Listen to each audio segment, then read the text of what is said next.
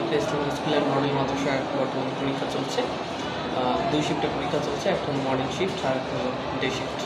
Day শিফটের ছোটো বাচ্চারা, morning শিফটে বড় বাচ্চারা পরীক্ষা দিচ্ছে।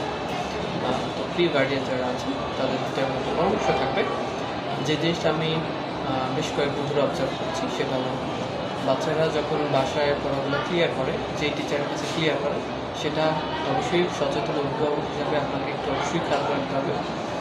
ক্লাসে কী পড়া দিল, সেই পড়াটা কভার করলো কিনা বাচ্চারা, বাসার যিনি হোম টিচার রয়েছেন তিনি পড়াটা কভার ঠিক মতো করলেন কিনা, এই জিনিসটা একটু খেয়াল রাখতে হবে আপনার বাচ্চার স্বার্থে।